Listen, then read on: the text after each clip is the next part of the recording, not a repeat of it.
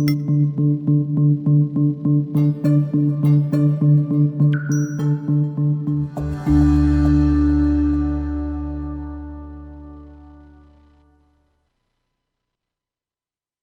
Healing Spring Show, healing families and communities by breaking the stigma of addiction and expanding the scope of recovery. Now here's your host, John Edmonson. So, sometimes when you want to make change in your life, you have to think outside the box.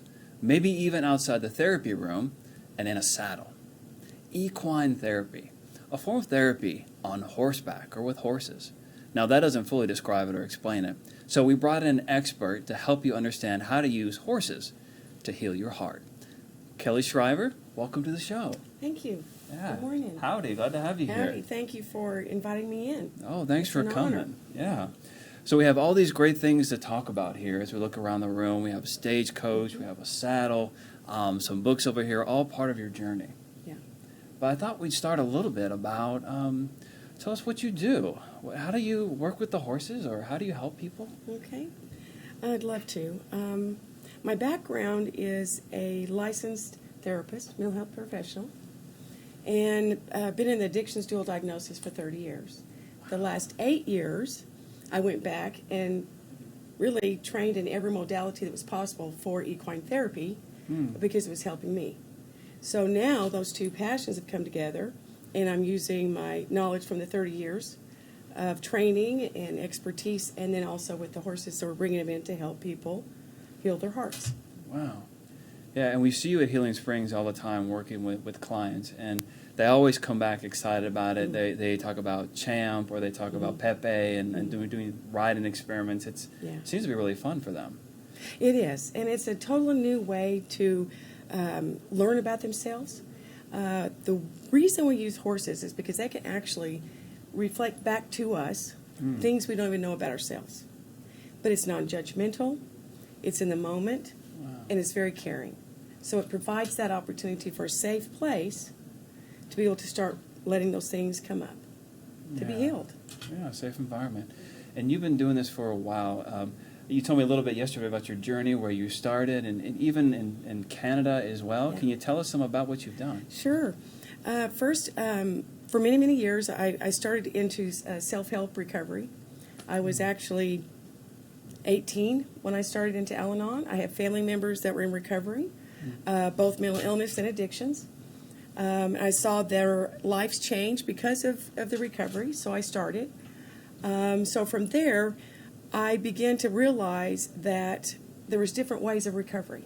Right. So I found out there was a program at Texas Tech, and I explored that. And so from being in West Texas, I went on to Lubbock, to Texas Tech, to the Center for the Study of Addictions.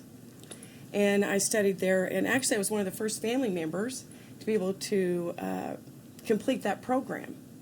So then I realized more and more how there's such brain, heart, mind, body, and spirit. There's such so connected. Yes, connected. And let's talk, about what's the underlying. Addictions are so many different. So that's where it really started, was at Texas Tech. Wow, okay. Yeah. And it started there, was it your personal journey, or was this more where you began to learn and get educated about it, or a little bit of both? It was both, because of my personal journey, I wanted to learn more. But once I learned that there was actually more than what I even thought, then even though I was working my own program in Al-Anon, then I realized, hey, maybe this is a path that God wants me to go down. Right. And so I started exploring that. And I believe the way I do my recovery is if God opens the door, I walk through it. So when I was at Texas Tech, I met, actually she was my sponsor of 20 years, Patty. And she was already a counselor at Hazelden. So from Texas Tech, I got accepted into the Hazelden program, to where I was there for 13-month intense training for addictions back then. It's been many years ago. Right. But I trained there for 13 months. And then, of course, went on to, as you mentioned, Canada, where actually Health and Community Services and the Canadian government hired me from Hazelden to come in and be a part of a multidisciplinary team to set up dual diagnosed specialized treatment for people who live with addictions, what they would call alcoholism and mental illness. To me, it was all the same 30 years ago. So they asked me to come in and work with psychiatrists, all these different modalities, and I was a lead on what do these people need? What do these loved ones need? And because I had a family member with mental illness, my mom, I was, compassionate. I understood. And so I worked really on the streets with people that I defined as long-term mentally ill for like 6 years.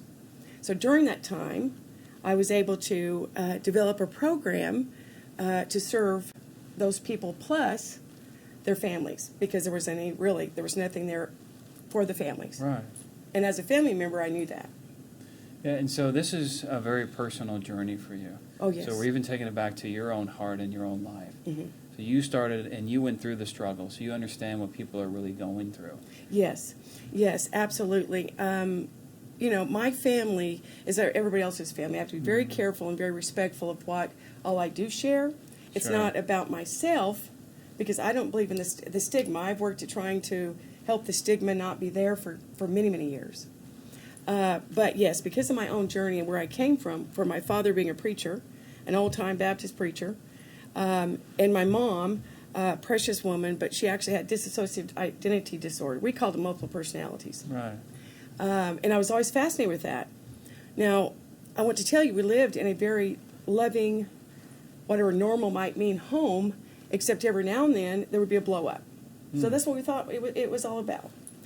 But when I started then exploring my own recovery and realizing, wait a minute, there's more to this, then I got more and more interested in, wait a minute, what did Mom really experience? Mm-hmm. And so that's when I really took a deep dive into what is all this really about with the brain, body, and spirit. So I had learned from her. She wanted me to tell her story. She's in heaven now. But she came to Canada actually when I was doing those. There wasn't trials. It was a protocol that they were putting in place for the whole of Canada.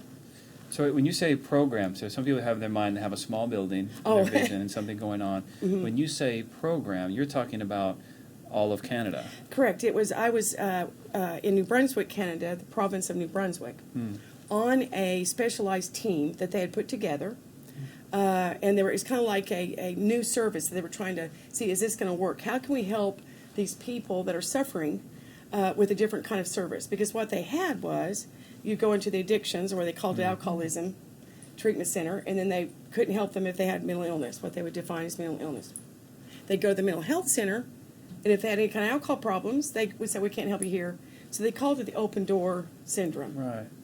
So I was asked to come in and hired to help bring those two systems together. So I did acute and long-term care, worked with all those different modalities, hospitals, I guess what's called community services, all the way through. So after we did that for several years, it was a research project. Actually, there's documentation on it. At the end of that, I was actually, look at that, it's so funny. I was invited to go to Ottawa. Now, I'm from West Texas.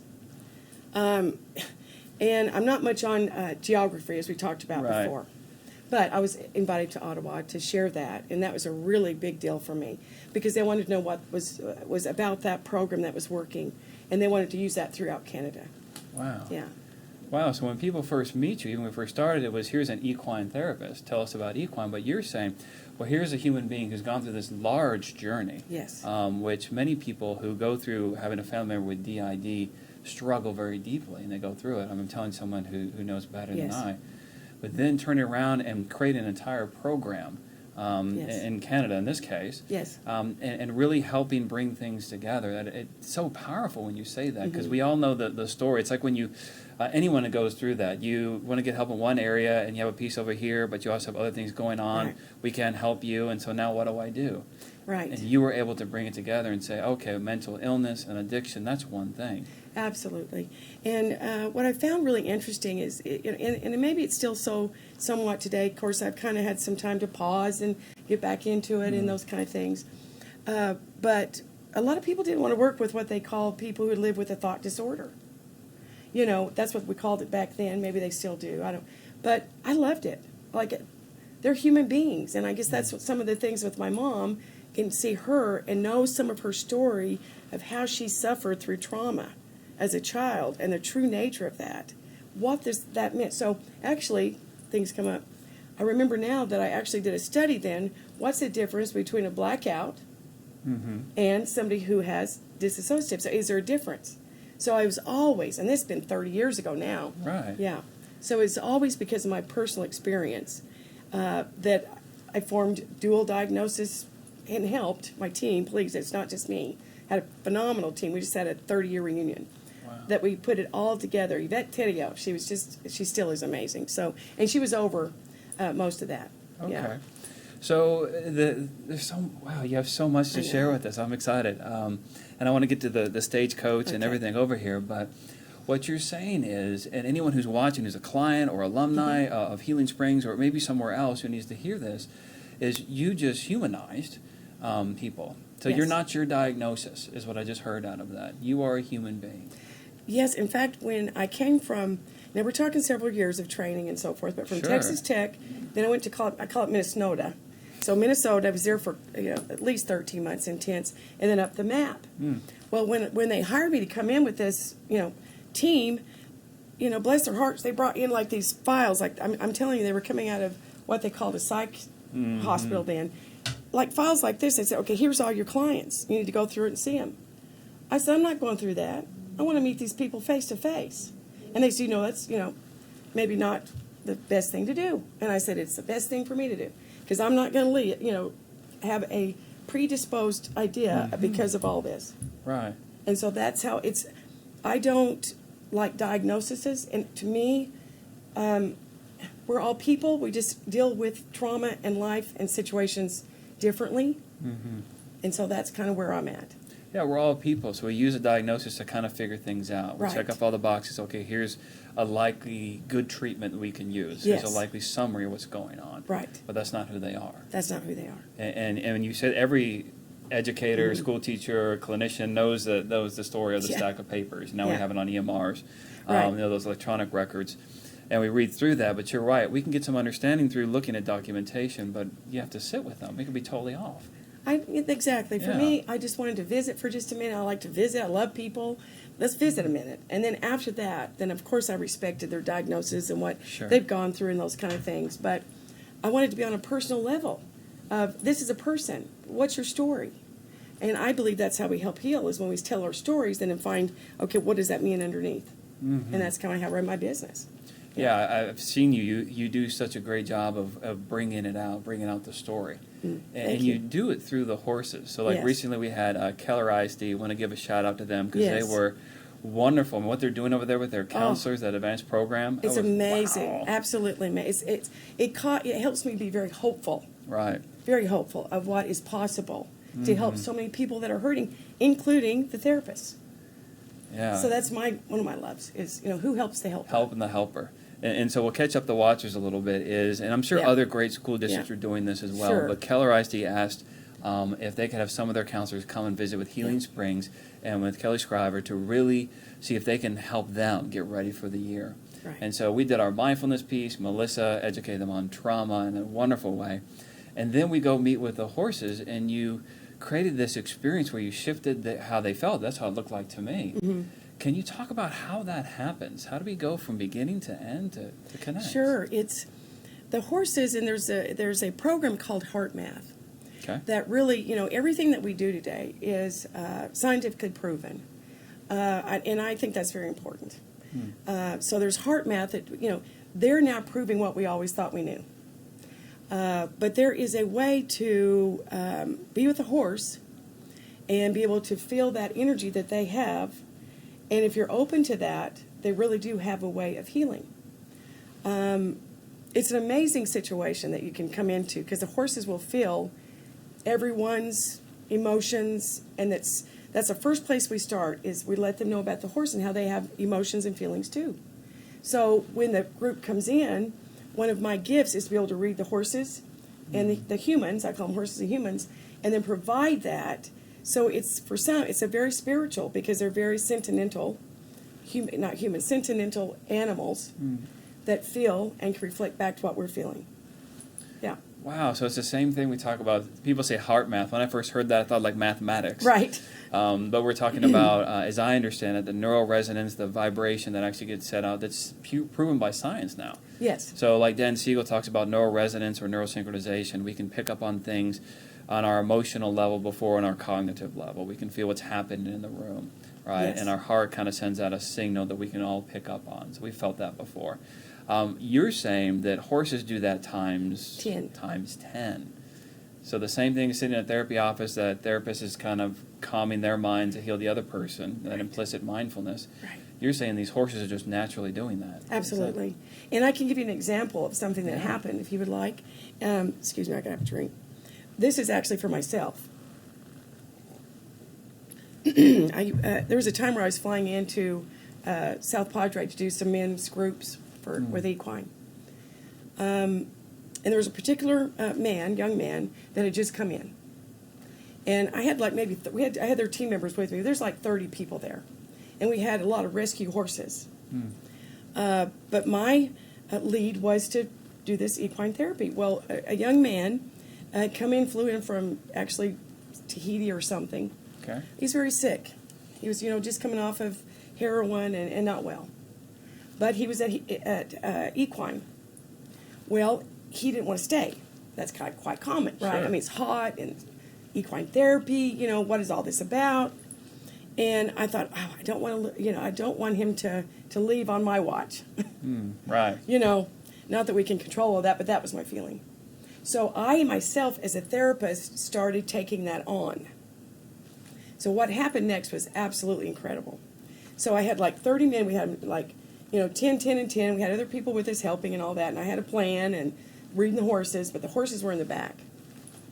All of a sudden, because I was not I was upset. I was trying, how am I going to do this 30 men? I've got these, therapists I'm teaching, and then now that this young man is sick and hurting and wanting to leave. So I myself started feeling all this. Well, it makes me cry. From the way far the back of this arena. This is why I do what I do.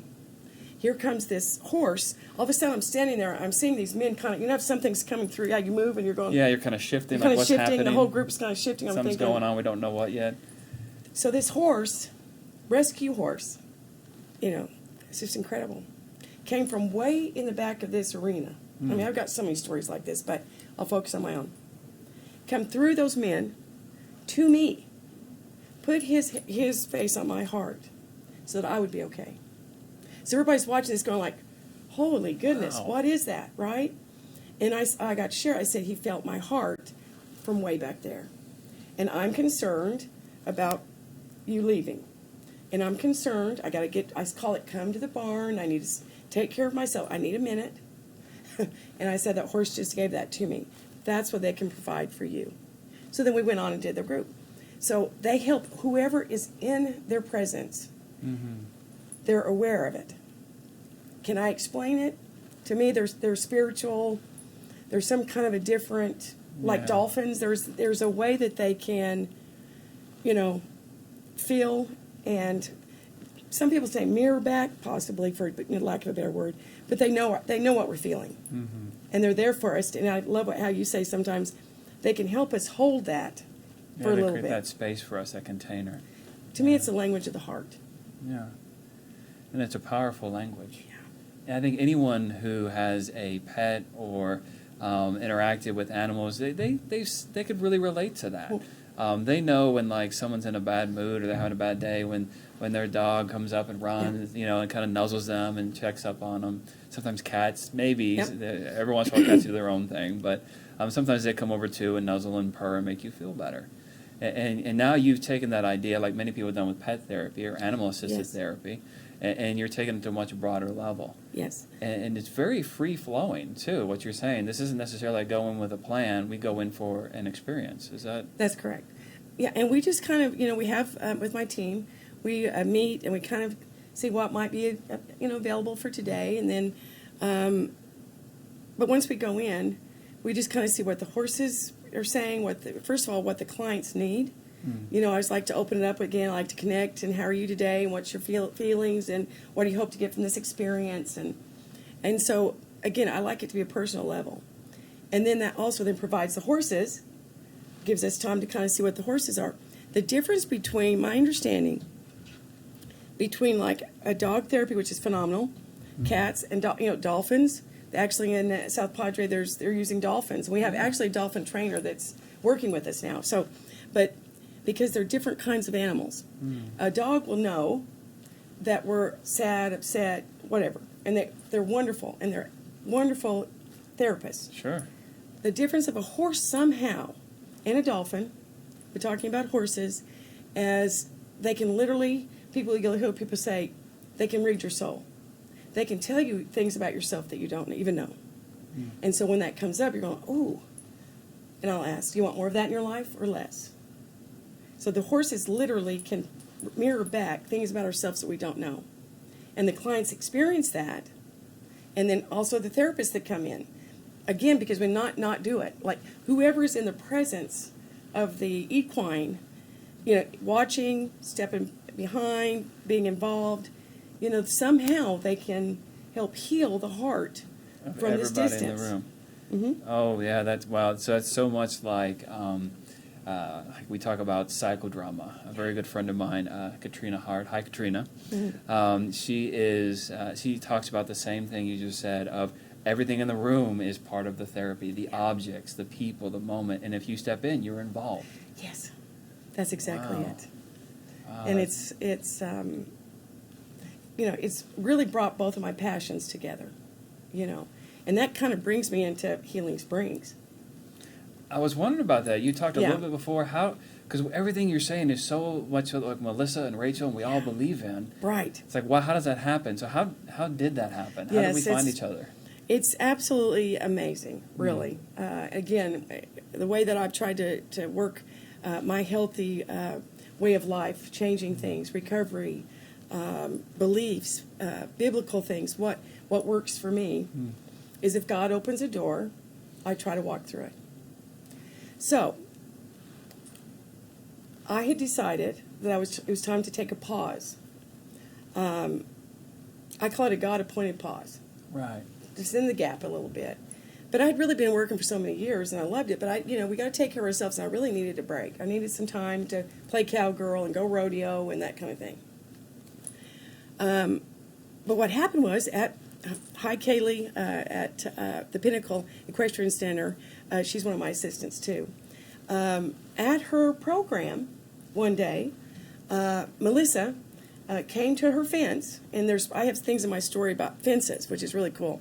But she came to the fence, and they got to visiting because she was out with her clients. She's a therapeutic riding center, and asked her, "Hey, do you know of someone that's a mental health professional that knows equine therapy?" So Kellie said, "Well, yes, as a matter of fact, I do," and it was Kellie. So that was myself, of course. So when I started exploring what Healing Springs was really all about, because not everybody's comfortable with thinking of multiple personalities or Right. Dissociative identity disorder. I'm still learning that. But just because we don't understand it or believe it doesn't make it not so. But when I found out the reality that is Healing Springs and what Melissa was doing and Dr. Ross, I think I probably crossed paths with Dr. Ross in Canada. I just thought, again, God's opening this door. See, that makes me want to cry a little bit. It's just emotional. Because it's such an amazing time in my life. Really, it is. But to be able to speak of that and share Mom's story finally. Yeah. But all yourself, the staff there, but you realize that there's trauma. And how do we get to the center of that? And whatever that is that helps us, and we think it helps us temporarily, but what's the center? What's the real center behind that? Right. Yeah, and I see you're speaking from the heart. That's why it's so emotional. This is real connection. It's why when I watch you work with people, it's so powerful because you allow yourself to experience the emotions. Yes. Right, and be real with it. And that's why you pick up on other people so clearly, so beautifully. Thank you. And for people who don't know who Colin Ross is, he's someone who's worked in DID for 30 years. I'm assuming he's one of the experts in the field, 30 books out there. Right. And Melissa's the same way. They've worked together for a long time. Right. So here, your mom has DID. Right. And here are these people who are, like, their whole life work is about working with that, and you somehow find each other. Absolutely. And, it's a small world because my husband is a hockey coach. He's not now, but he, come to find out, was one of the coaches with Dr. Ross's son or daughter, one of the two, Yeah. right? So way back when, he said, my husband said, hey, Kelly, he does what you do. But see, I just come from Canada, and I was getting to rodeo and be mom and not do that anymore. Yeah, So again, sometimes it's things all happen. full circle. Yeah, things come together. So I'm wondering a little bit. You have a lot of different items here on the table. I want to kind of catch up and hear some about them. Okay. Can you talk a little bit about we have a horse coach? And by the way, if you didn't notice, we always have these horses that have been on the table. They were kind of representing equine therapy and bringing our friends into the room here some. Tell us real quick about the stagecoach. What does that represent? Okay, thank you. Yeah, well, through all these years, I developed a program called the Stages of Changes. It is a program that's unique in that, number one, that I have 30 years experience in training, credentialing, which I think is important, in the mental health field and addictions. So with that, and then having all the modalities, because it was my own therapy, because during that time, we had some tragedies happen in our life. So during that time, I was working through a lot of grief, and when I heard, hey, there's this place that's opening up that uses horses to help humans, well, that's where I started training. So I went and I got every modality you could probably get in equine therapy, which are wonderful. But what I did through the stages of changes is, for myself, I wanted to develop a program that was unique into these kind of things that's real trauma-based healing. Right. So stages of changes, and I know people have heard those terms in different, medical, mental health, there's stages that we change. But with the stagecoach, I thought it was so cool, and I love it. So Stages of Changes is my program that I've put together that has several different modalities. So we do rhythmic riding, which is about healing of the brain, the mind, and body. So everything is congruent with what everybody does inside. So on this, we do aromatherapy. The horses are there, and they're the real therapists. But this is a unique program that I've worked on for many, many years. And it's come together, and when I realized how it fits in with Healing Springs, and then now here I am, and it's growing, and people are enjoying it and learning from it, and Healing Springs has just opened up their hearts to me and allowed me to do this. So that is Healing Springs and the Stages of Changes. So Stages of Changes, you're literally going on a journey. You're going on a It's journey. kind of a play of words, so like hop on the coach, let's Yes. go, and you're going to go through these different stages. Yes. And kind of understand where you're starting in the middle and the end, because it is a journey. We don't just kind of get there overnight. Exactly. Yes, and all that, like the predisposition, and how am I feeling right now? Am I ready to change? I do a Western twist to that, of course, but and the stagecoach, I have a stagecoach even, so I have a team.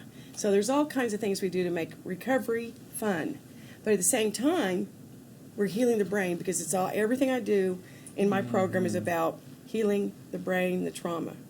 So it all kind of works together. Yeah, you're bringing it all together with these different creative ways of doing it. Right. And again, people will have to, they're hearing about it right now, they have to experience it. And Yeah. they can do that with us if they're part of our program.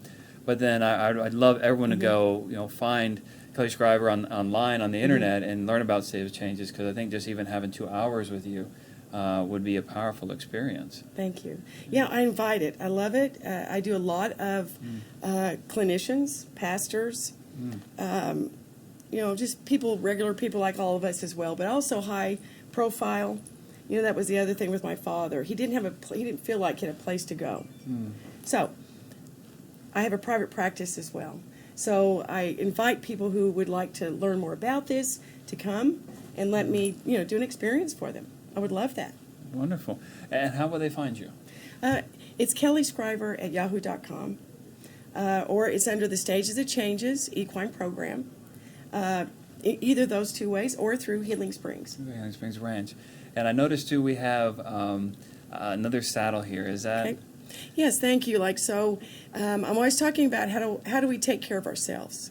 It's so important as therapists, as people, but we carry a lot in our heart.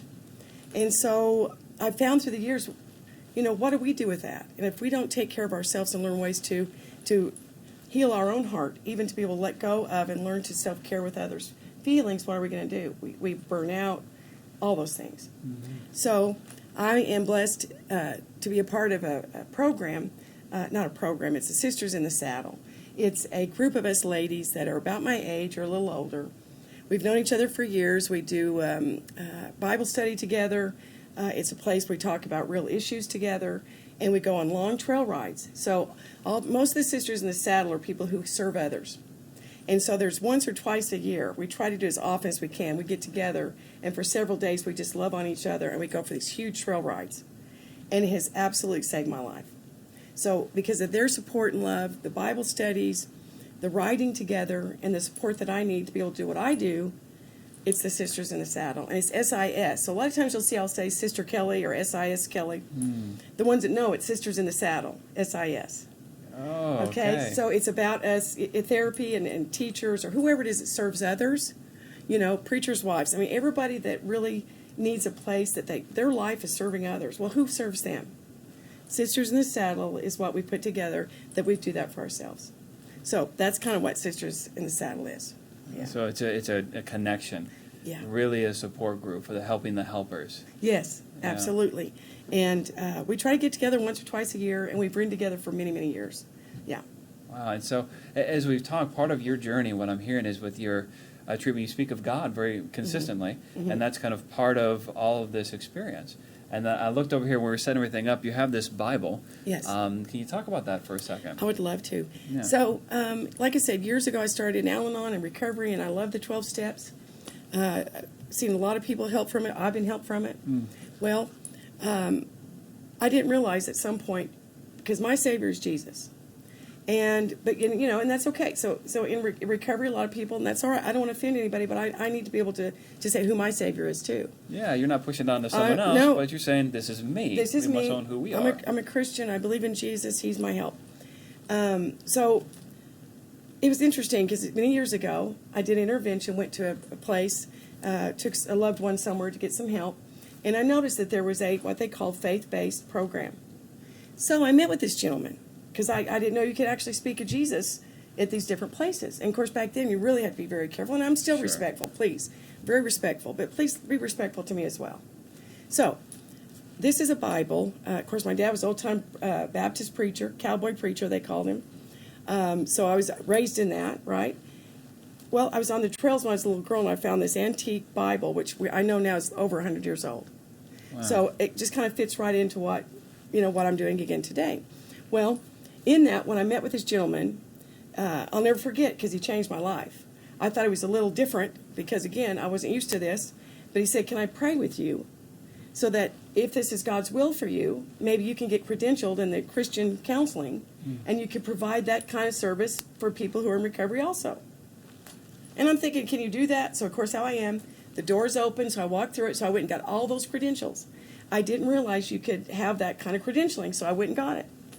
So because of that man putting his hands on me and praying for me, and I've thanked him many times through the years and let him know what he had done for my life, then I have a Christ-based recovery as well. And that is, kind of goes into the next book. So it's Dr. Rick Fowler, well known in the recovery community and the faith-based and recovery coming together. And that's a big thing right now. I just actually came back from a big meeting about how can we work with churches. And I know Melissa's involved in that. But how can we work with these ministers and people that are serving others with this epidemic of all these opioids? You know what I'm saying. How can we come together, right? Because there's still that darn stigma. I get to be a redneck. But anyway, so this book, Serenity, it's biblical. Dr. Fowler and them wrote that 30 years ago. Now, talking about fences. So that many years ago, I started reading this book, and it was biblical. So it talks about the 12 steps and how that relates to the Bible. Well, fast forward, Sisters in the Saddle. I'm in my home office, I'm reading, and I look and I realize that Dr. Rick Fowler and his wife, Jerry Fowler, hi sister, was the author of this. I'm going like, you got to be kidding me. My neighbors have been with him forever, but they're so kind and so humble. Nobody ever knew. Never know. So I met them at the fence, and that's when I started them. Between those two, Dr. Rick Fowler and this other gentleman coming together and showing me that, you can put those together. So the Christ base, that's my recovery. Yeah. And what I really hold you in very high regard is because you share your truth very powerfully. This is who I am, where I'm at. Yet when I see you work with clients, I've never seen you push that before. You can be very much, okay, secular, or you're Buddhist, or whoever you are. So we're just going to do therapy, we're going to do equine and share. And if someone does want to go there, then you open the door wide for them. Absolutely. I respect everyone's beliefs. Yeah. And I just, want others to practice that as well.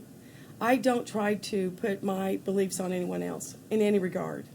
What I hope is, and what my prayer is that I can live my life and be the evidence. I've had so many losses in my life, and I'm still here. So that's one of the things that's a whole nother story. But, I'm still standing by God's grace and mercy. But the way that I do that is through my own beliefs. So I want to be the evidence. You can go through these terrible tragedies and things that happen to us in life. And I had to do a lot of work. I had to go to get help. I had to go, years of therapy, and especially the equine therapist, that's where I was starting to heal some of these traumas.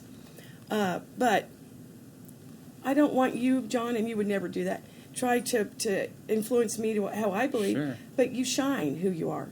I want to shine what I believe. Mm-hmm. So the clients always giggle at me, but I mean it. Take what you like and leave the rest. And I want to learn more from you. But I don't try to put my stuff or my beliefs on anyone else. That's not who I am. Yeah, that's why you're so good at what you do. And many people, I hope they all watch the show, because they probably, just like you said, never realized who this person was. They probably never realized who you were and everything you have to offer. So I'm really grateful you were on the show today. Oh, thank and you. we'll have to have you back sometime I'd soon. love to. Yeah, so Kellie Schriver is an equine therapist with a wonderful story and changing people's hearts through horses and through being the message. So we'll see you next time, and thanks for watching our show.